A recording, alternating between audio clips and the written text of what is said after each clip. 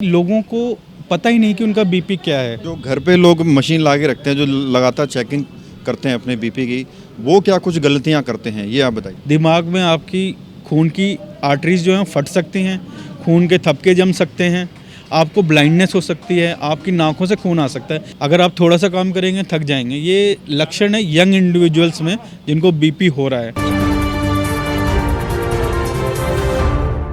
तो आज के दिन जो हमारे दर्शक हैं, उनको क्या मैसेज आप देना चाहेंगे? पहले तो थैंक यू। सबसे पहले जैसे मैंने बताया कि जो हाइपरटेंशन है बहुत प्रेवलेंट है।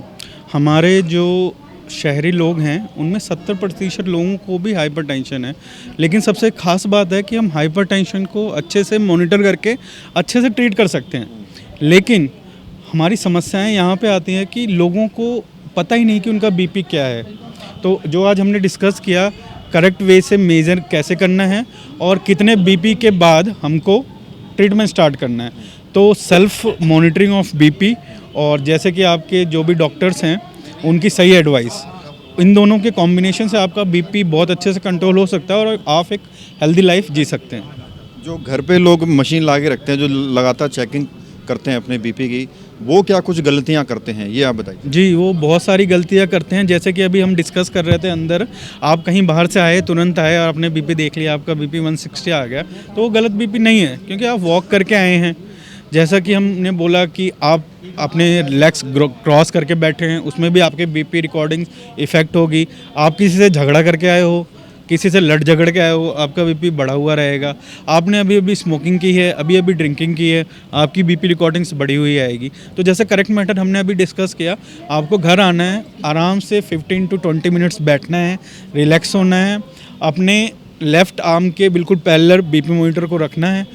सही तरीका हमने बता दिया उसको कैसे बांधना है और उसके बाद बीपी मेज़र करना है। और एक बीपी को हम करेक्ट बीपी नहीं मान सकते, जैसा कि हमने बताया कि 2 बीपी लेना है, उसका एवरेज निकालना है। अगर वो 130/90 से बड़ा हुआ आता है तो हम बोलेंगे कि आपको बीपी है।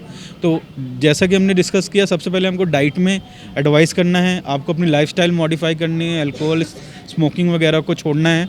उसके बाद भी अगर आपका बीपी कम नहीं आ रहा तो सेकंड होता है आपकी मेडिसिन्स। वो भी डिपेंडिंग अपॉन एज, आपको और कौन सी बीमारियां हैं, उस हिसाब से हम आपको मेडिसिन स्टार्ट करेंगे। भगत चंद्रा हॉस्पिटल विश्व की सभी आधुनिक और बुनियादी सुविधाओं से परिपूर्ण एक world class multi speciality hospital, Mahavir enclave Palam डावडी रोड पर स्थित साउथ वेस्ट दिल्ली का एकमात्र मल्टी स्पेशलिटी हॉस्पिटल, जहां 24 घंटे आपकी सेवा में उपलब्ध हैं वेल क्वालिफाइड डॉक्टर्स और हेल्पिंग स्टाफ। डॉक्टर CM भगत द्वारा स्थापित भगत चंद्रा हॉस्पिटल आपकी सेहत का ख्याल रखना ही इसकी प्राथमिकता है, वो भी अफोर्डेबल रेट्स में।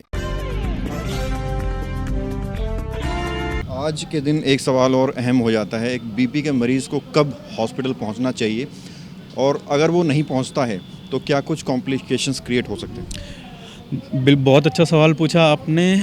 इसको हम अपनी मेडिकल टर्म्स में बोलते हैं हाइपरटेंसिव क्राइसिस। मतलब क्राइसिस हो गया, कभी भी आपका सिस्टोलिक ब्लड प्रेशर, ऊपर वाला ब्लड प्रेशर 180 से ऊपर और नीचे वाला 120 से ऊपर आए तो इसको हम हाइपरटेंसिव क्राइसिस बोलते हैं। इस कंडीशन में आपको क्या क्या हो सकता है? आपको MI हो सकता है, मायोकार्डियल इन्फेक्शन, जिसको कॉमन लैंग्वेज में हार्ट अटैक बोलते हैं। स्ट्रोक हो सकता है, CV हो सकता है, दिमाग में आपकी खून की आर्टरीज जो हैं फट सकती हैं, खून के थपके जम सकते हैं, आपको ब्लाइंडनेस हो सकती है, आपकी नाकों से खून आ सकता है। ये कुछ मेजर चीज़ें। इस कंडीशन में आपको क्या करना है?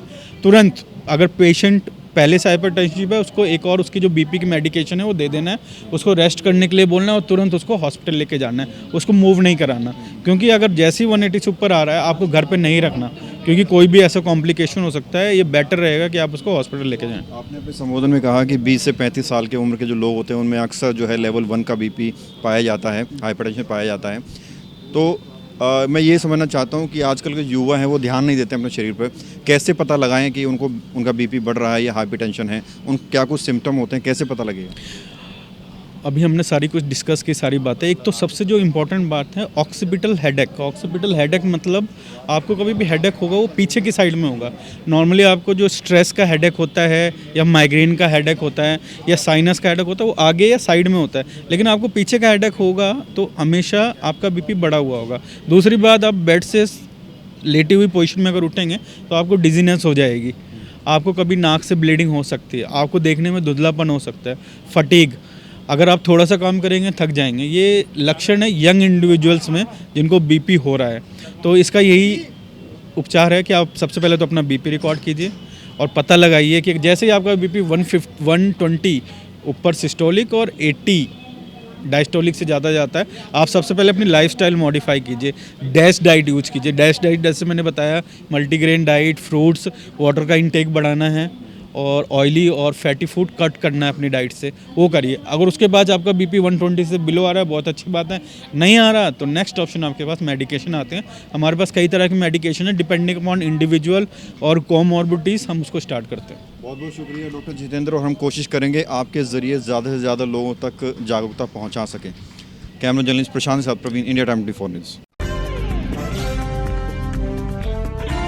खबरों से खबरदार रहने के लिए चैनल को सब्सक्राइब करें और प्रेस करें बेल आइकन।